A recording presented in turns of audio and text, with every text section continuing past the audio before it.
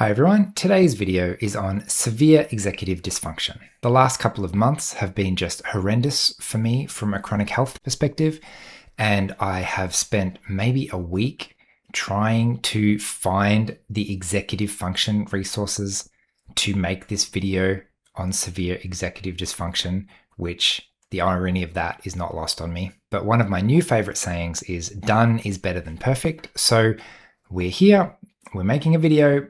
Let's see what happens. Hi everyone, Paul Micallef here from Autism from the Inside. I have made a weekly video about autism and sharing my lived experience of that and various other insights every week, almost, for about 10 years now.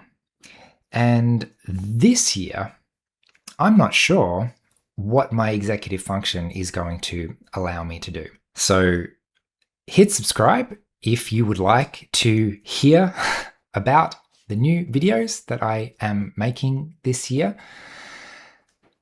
For today, our topic is severe executive dysfunction. And I don't know how much you already know about executive function, but one of the core things that it does is planning and organizing. So I would usually plan out a video and have a pretty fair idea of what I'm going to say in advance. Today, perhaps unsurprisingly, I tried to do that and it didn't work so well. So there are a few things that might be in today's video. Who knows? We'll find out in a minute. Your guess is as good as mine. I might share a bit of my story just very recently of what executive dysfunction looks like for me in daily life. This would almost be easier if it was live and I could just ask you which of these things you wanted me to focus on. But that's an executive function hack that I'll come back to later if I can remember. I've got a resource, that's not the right word, framework for executive dysfunction and how to understand it, and different ways to help each of the links in the chain. The links in the chain is my analogy. And finally, some ways to outsource executive function. There are kind of 3 different categories of strategies that can be used to outsource executive function when you don't have the resources internally. So that's my rough idea of what to talk about today, and we'll see how we go. So maybe I'll jump into some examples of executive dysfunction and what causes it, or at least what makes it worse in everyday life from my experience in the last couple of months, especially. The biggest thing that I have learned the hard way is that fatigue massively impacts executive function. So I've had some unfortunately worsening chronic illness stuff with headaches and fatigue and stuff like that recently, which is annoying to say the least. I like to understate things. And what I didn't expect is the toll that that has taken on my executive function. So there are lots of things in daily life that can sap your executive function so that you've got less resources to use on other things later. One of them is pain. So dealing with pain, dealing with discomfort, fatigue in general. The tireder I feel in my body, in my mind, in everything, it just makes it harder to think. Like my felt experience of it is when I try to think, it's just hard. So typically that's sort of what executive dysfunction feels like. My analogy for that is like, have you ever been like sick with the flu in bed or something? And it's just not the time.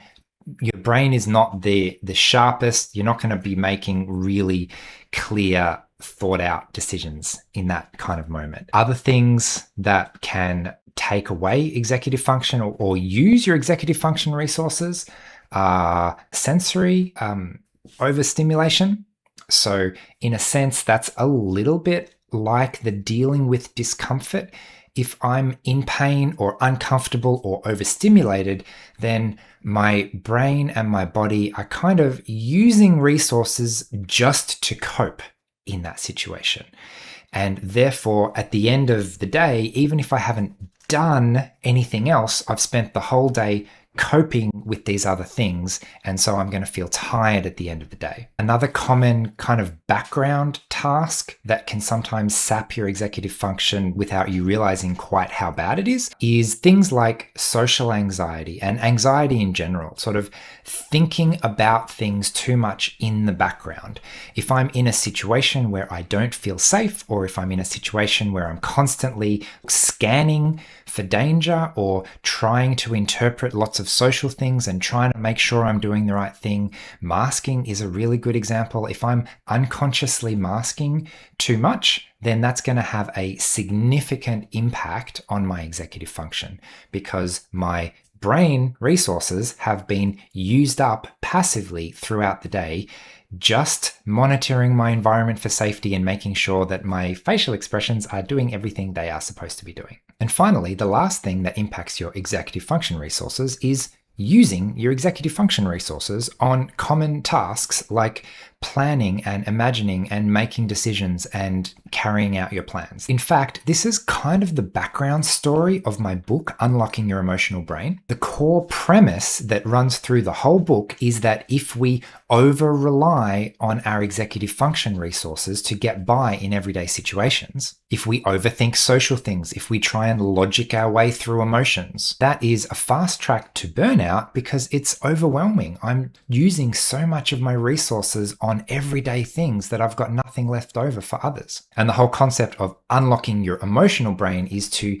transition those tasks from your cognitive, I'm thinking about this logical part of your brain, to the autopilot part of your brain that literally just does it in the background effortlessly without thinking about it. Anyway, I digress. Executive function is a kind of difficult thing to understand because it's made up of so many different things. So let me share the framework that I usually use to kind of identify what are the elements of executive function. And then when we can see like what those links in the chain are, then it becomes easier to find which one is the weakest link, which one is breaking at the moment, what is the impact that it's having on me, so that I can help just strengthen just that one little part, and then everything's going to work much better. So in this framework, there are 4 links in the chain. We've kind of already talked about the first one, which is fatigue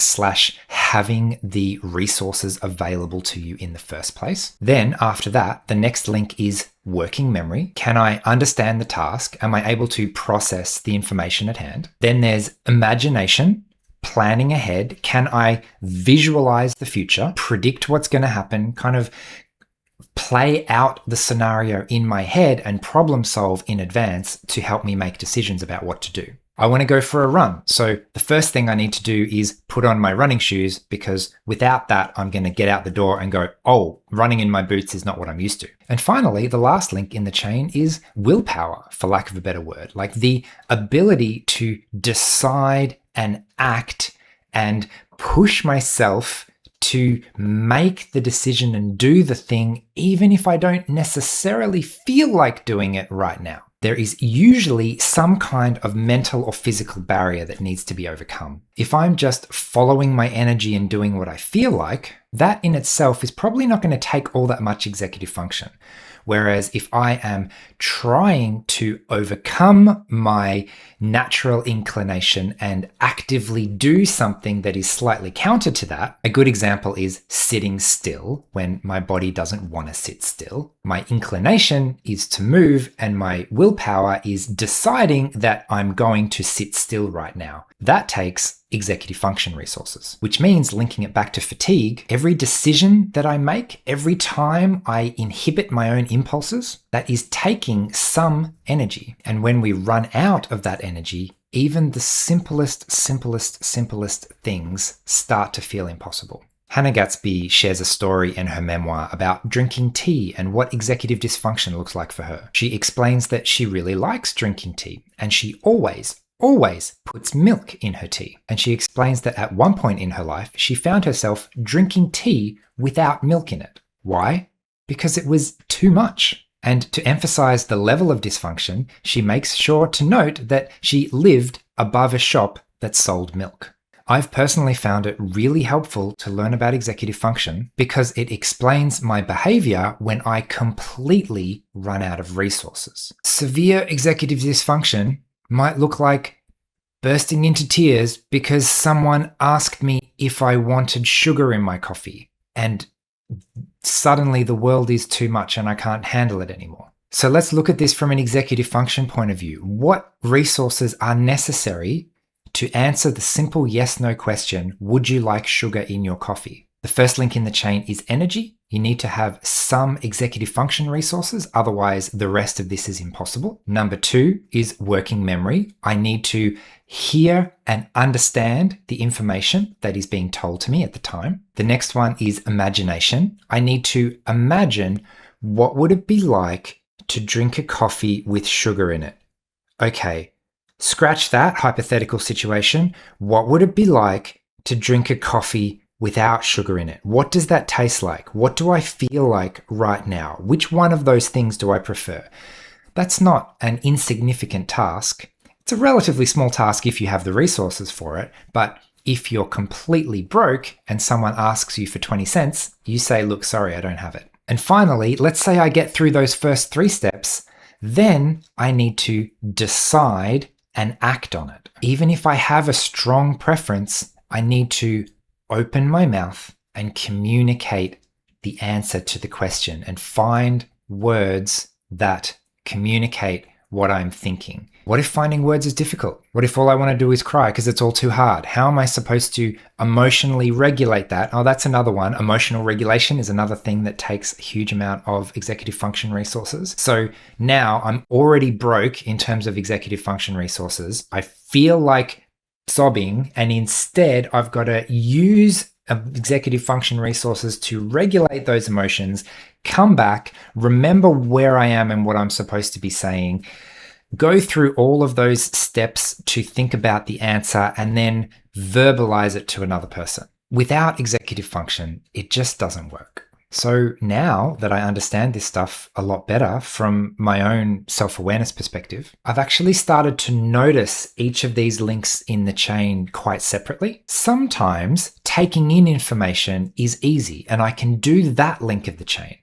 But what I can't do is imagine the future. And in that situation, I need help from someone else. If I can bounce an idea off someone, then they will immediately give me helpful feedback as to whether my idea is plausible or not. You may have heard people talk about having trouble prioritizing and how that's an example of an executive function challenge. To prioritize, you need to imagine the future. I'm going on holiday. Is it more important to bring a skateboard or a toothbrush? Well, I kind of need to imagine that I forgot one of those items. How big a deal would that be? There's so many examples of everyday executive function tasks, which is why I haven't given you a big long list here in this video. Instead, if we break it down into which of these links is the challenge at the moment, then it also suggests a pretty concrete strategy to help with that. I'll give a really common ADHD example. Jessica McCabe calls this the wall of awful. You understand the task, you know exactly what you need to do, but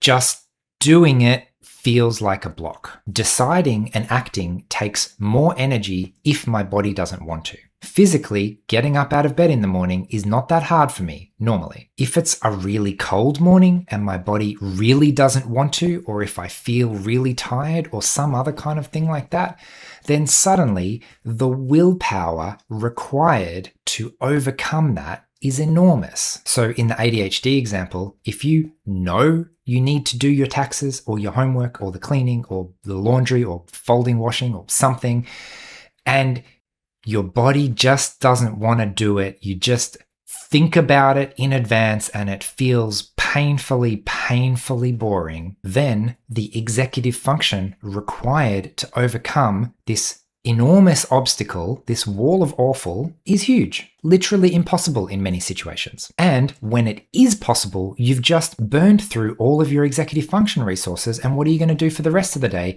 since you've forced yourself to fold the laundry in the morning? Instead, if barriers are the problem, the strategy is that we need to find something to smooth the path, take away that resistance, and make it easier. Is there a way to make it fun? Is there a way to trick myself into starting? Is there a way to leverage external accountability to give me extra motivation? What do you do when you don't have the internal resources? You can look for external resources. Anyway, you get the idea. I could go on with things, but I might save that for another day though. If you're struggling with fatigue or chronic pain, as I have been, I strongly recommend looking into executive function. Start noticing it in your everyday life so you can start to identify the things that drain it the most. And then the more specific you can be, the easier it is to come up with strategies that help with that very specific thing. This not only makes you more productive, but also less tired. The real killer of a catch is that even fun things require executive function. So if I am completely spent, I can't even do the rejuvenating things that would otherwise be really nice.